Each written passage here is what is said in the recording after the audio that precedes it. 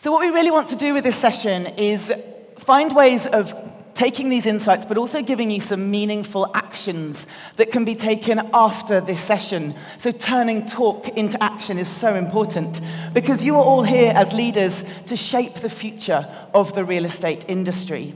So what I'd like to start by doing is give you all just 2 or 3 minutes for a very brief overview of the diverse projects that you're all involved with, because you work across this sector in some really fascinating ways.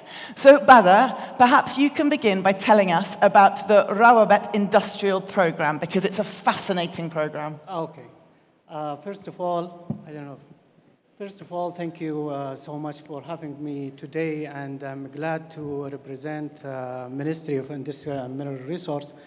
And Rawabet program is one of the initiatives that provided by Ministry of Industry and Mineral Resource to increase spending in local content by awarenessing local manufacturing. Before was like a knowledge lack between Giga project and local factories. And the Rawabet program is filling the gap between the local factories and Giga project. And we work with them daily as we get the order from them about the product that they need. Then we make an analysis for the product. We make sure the specification meet with the factories. Then we send it to the Giga project, and also we'll follow up with them to make sure that the factory meet their requirement.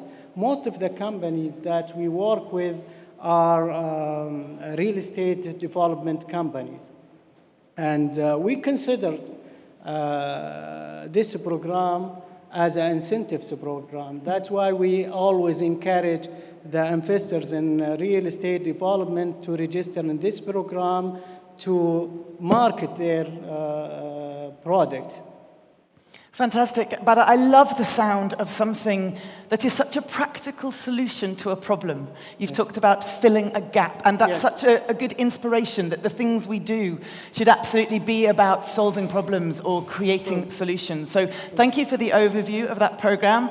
Perhaps now, Hossam, as advisor to the Minister of Municipalities and Housing, can you talk to us a little bit about those key real estate trends that you're seeing within your work, particularly when it comes to attracting foreign capital to the Saudi mortgage market? Because it's something I know a lot of people in the room are trying to do. How do we attract that foreign investment, that foreign capital? So tell us about those trends you're seeing. Great, thank you very much. Perhaps I could maybe give you some background as to how this whole trend unfolded. It's almost actually exactly a year to the day that His Excellency, the Minister of Housing, took a trip with me to London for 3 days where we visited 12 financial institutions.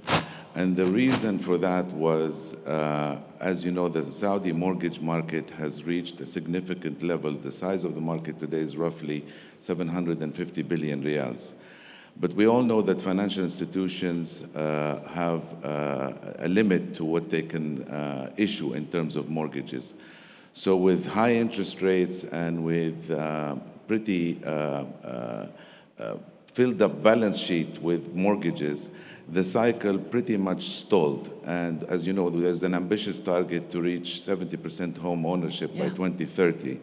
Which we are well on our way to achieving, because we're roughly around 64% today, coming from a very low base when His Excellency took over the ministry at around 49%.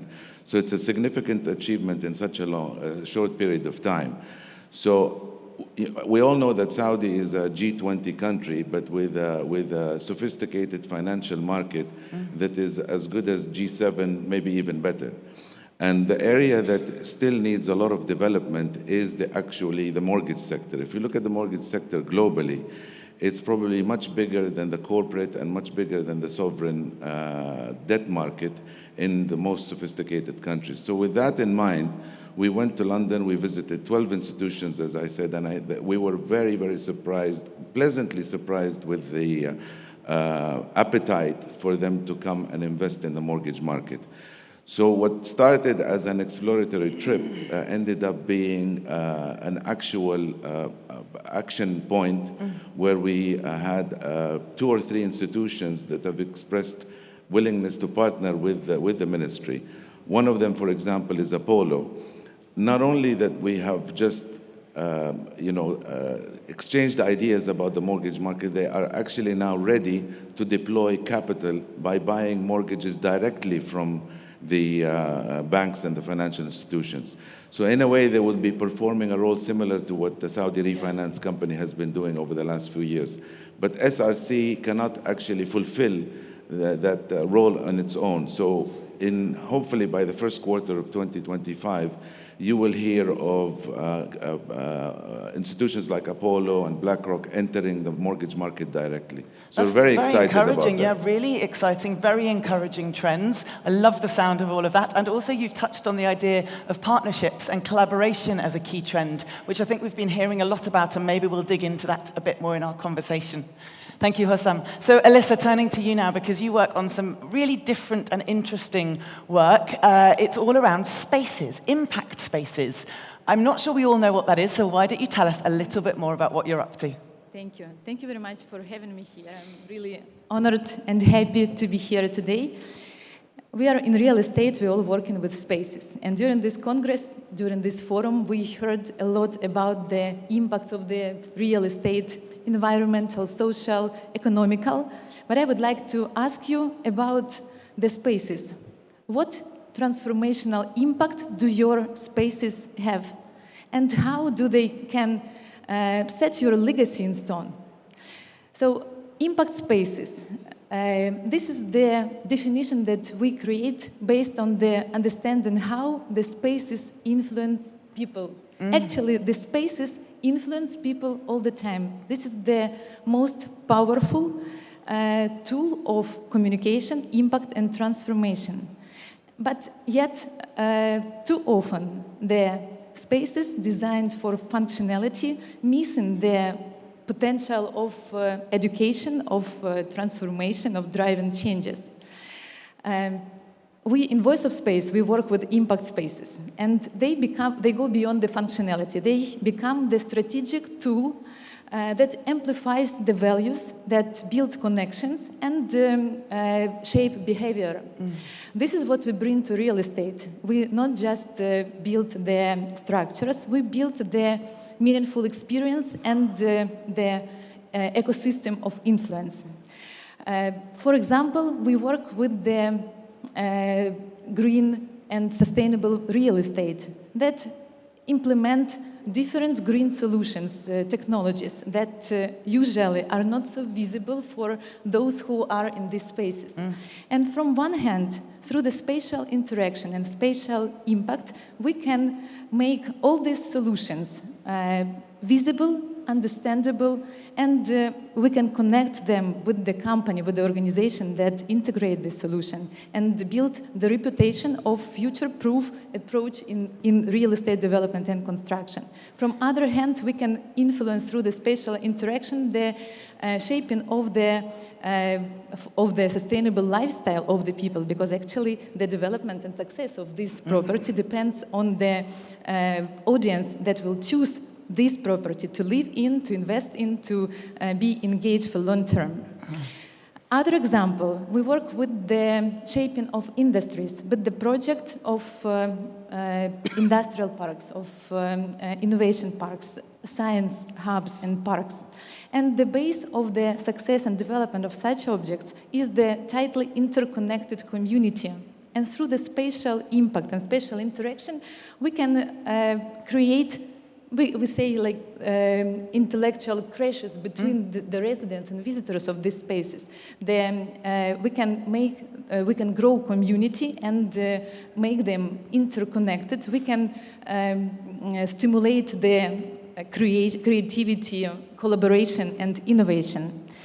Another example is the creation of legacy museums for educational institutions, or we can work with big ideas of philanthropists and connect these big ideas and the leadership with the these spaces and influence people, how they feel, think, and what they will be encouraged to do with this. So there's a lot to dig into there, and I hope we get the chance to go into that in a bit more detail in our conversation. But in terms of trends, we're talking about viewing real estate as moving beyond bricks and mortar. You're talking about the interconnectivity of communities, using those spaces for so much more than just maybe being residential or for work. So absolutely fascinating, and we're going to hear a bit more from you in a moment. But I want to give Antonio his moment as well to share with us a little bit about an integrated approach that you're a real fan of, aren't you, Antonio? That's uniting legal expertise, crowdfunding platforms, and financial innovation. Because you believe in this sort of holistic framework, don't you, that allows for development in sustainable and societally impactful ways. So tell us more about that. Thank you very much. I want to give you a very brief overview of what we have done. We basically help the condominium to be refitting in the last 5-6 years, about 6 billion euro employed. And what we learn is after, I learned when I came here, so thank you for sharing your view, is to increase the public and private partnership, and more of all, the crowdfunding, lending and equity on the project which are focusing on public infrastructure like sports center, school, hospital. What is today the main thing? I think there is a huge link between Saudi Arabia and Europe. And I tell you that, for example, I studied the Sharia, and like recently I found many common places. And the idea is to not speak about finance just among institutions, among big entities, but bring this connection among the people. And I tell you, when you create a community around a energetic community, or around a swimming pool, around a park, around a square, this is something that grow up the sense of the feeling of to be a community, to be a part of the same entity, to grow, to sharing goals. And this is a great benefit. So I very strongly believe in something that is not only anymore bricks and the real estate part, but is the intellectual part of real estate that is connecting. Fascinating. So lots for us to get our teeth into now. This is what I'm going to call our quick fire round. So I'm trusting my panelists to give me very short, succinct answers so we can have a very dynamic conversation over the remaining 10 minutes of our session. So Hossam, I'm going to come to you first because you've talked about attracting this foreign investment into the Saudi real estate market. So how can we do that in a way that also ensures local communities still benefit?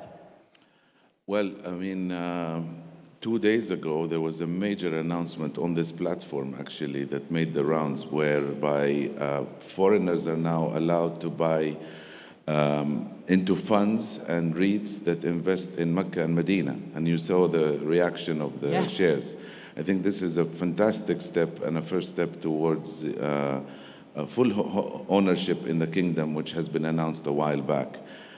This, coupled with the drive to push home ownership towards 70%, is being enabled by the fact that you have several institutions within the Ministry of Housing's ecosystem that enable a successful and healthy environment, not just for Saudis, but also for foreigners to own in Saudi Arabia directly. And I think we're going to see the fruits of this in 2025.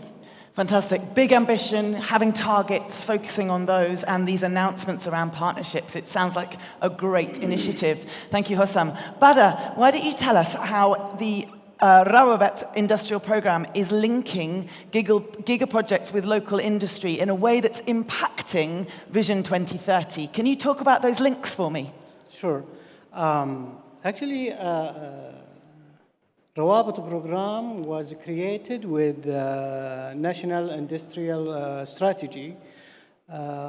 also with Vision 2030 goals in mind. Specifically, to enhance the utilization of local content and the localization, to encourage the localization. And as I mentioned before, like when we work with the Giga project, we don't have all the projects that we produce it today in Saudi. We get the project and we send it to the investment department as investment opportunities. And that's part of the vision of 2030.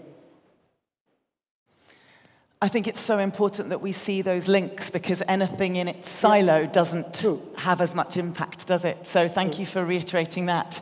And Antonio, you've talked about the need for shifts in mindset in terms of our leadership behaviors, in terms of the way we view models.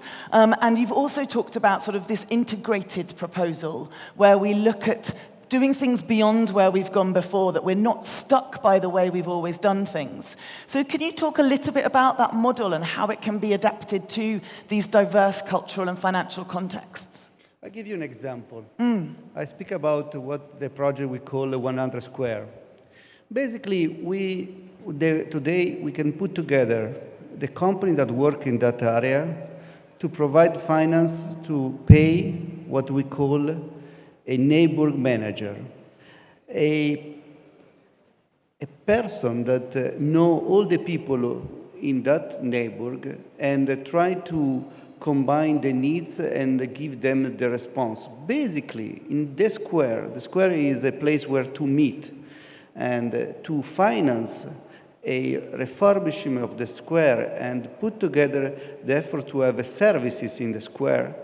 Basically, the real estate is not only part of renovation of the buildings, but of neighborhoods.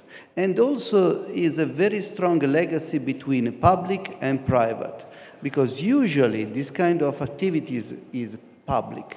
But to combine private and public, you can renovate a square with funding from the private, having services totally aligned with the public services. So this is an example we call 100 Square, and is very in line with this kind of new reshaping the real estate towards public interesting.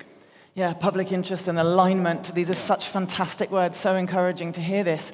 Alyssa, what you're doing is very much about aligning public interest and community interest and human interest with space. We're all leaders in this room. We're all innovators, and we want to be on the forefront, that cutting edge of adopting these trends. And lots has changed in the last few years. So tell us, what do we need to be doing as leaders to adopt this mindset? How can we be viewing space in a different way? How can we be at that cutting edge? Give us some inspiration to do more of that. Thank you for this question. The key is the creation of spatial impact strategy. So we start with this. Spatial impact strategy is based on the understanding of the needs, on the impact of the organization or the leader, needs of the audience, and the potential of the spaces. Based on this, we create the system of spatial interaction, phygital touch points of interaction in the space. Phygital means the combination of physical space with digital interaction tools. And not fidgety. This is the way how we can create the impact spaces and integrate these big ideas behind the project in the spaces. Yeah. And to become the special influencer, I would suggest to consider two ways. The one is to join the ongoing transformational collective projects, and I would be happy to share with you a couple of them that we really consider transformational, and if they are resonates with your values, you are welcome to join such projects. And the second way is to create your own impact spaces and to set your own legacy in stone, as we say, through these spaces. Well, we all want to be having more of an impact, and I love that idea about aligning with things that resonate with our personal purpose and values. And I think that's evident across all the work you're all doing. And I cannot believe how fast this session is flying by. So I'm going to start coming to a question to close for each of you. And I'm going to ask you the same thing, which is looking to the future. What are you seeing? So Hossam, I'm going to begin with you. What are you seeing as those key trends that are really going to impact this real estate market? And what do we as leaders need to be doing to jump on those trends and benefit from the opportunities they create? Well, for me, there are two key events that are taking place. One is interest rates are decreasing, and that always helps the mortgage sector. So that will help, obviously, kickstart the mortgage cycle again. The second is, there is no doubt in my mind that by foreign capital or financial institutions who are experts in mortgages coming into Saudi, that will just catapult Saudi into a completely different stratosphere. Amazing. What about for you, Badr? What do you see as a really transformative trend that's coming up that we all need to be aware of and benefiting from the opportunity? I think the trend now, Saudi Arabia has a lot of opportunities that can be announced for investors. And also, we have a lot of initiatives that can be targeting to the way to Saudi Arabia. That's what I think. So targeted initiatives and making sure that we continue to educate ourselves and get involved. Yes. Fantastic. Alyssa, something that you believe is a good next actionable step that we can all take to have more of an impact when adopting trends like the utilization of spaces? Yeah, I think that for now, all the meaningful projects, they should become the spatial influencers. And let me show with example of such kind of transformational project, the project of the hub, transformational project that shaped actually the industry. The first Wings hangar, the project of the hub that educate, that innovate and engage and stimulate the industrial collaboration in aerospace industry. This is the project in which you can become the part of these transformational spaces and set your own leadership informing this industry, because through these spaces we show not only the heritage and achievements in aerospace industry in Ukraine and all around the world, but we also set up the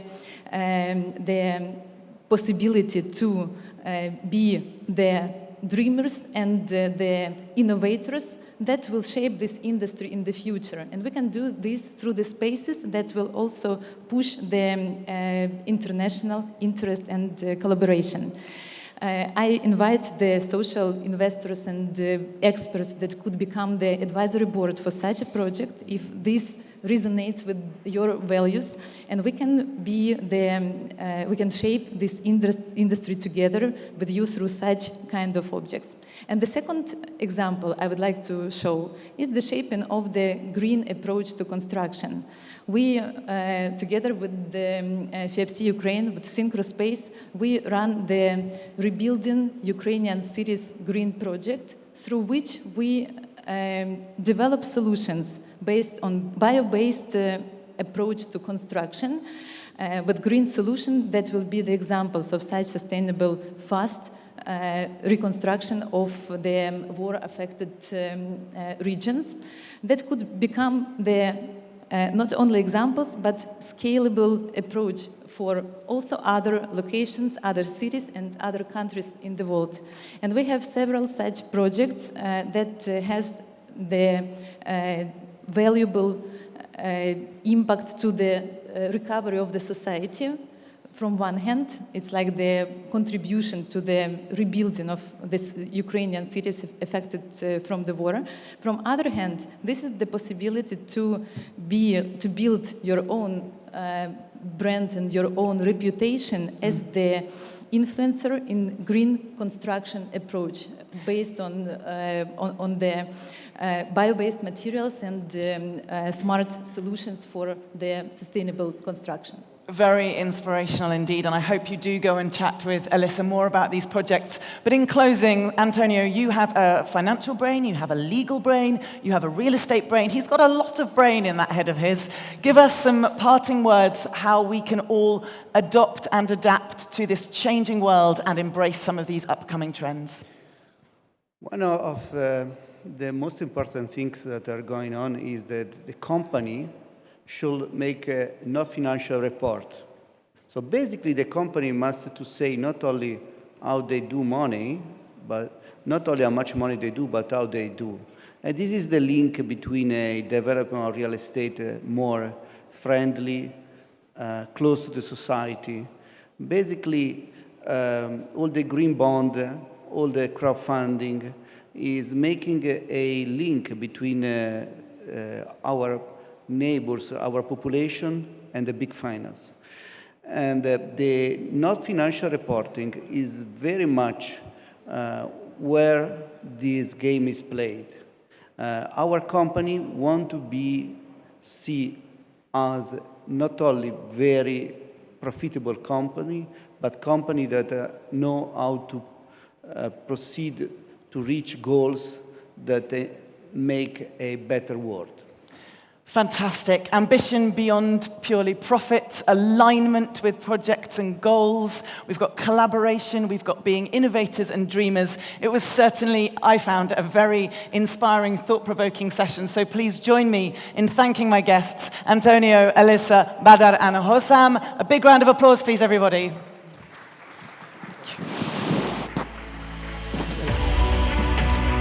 Badar, pleasure.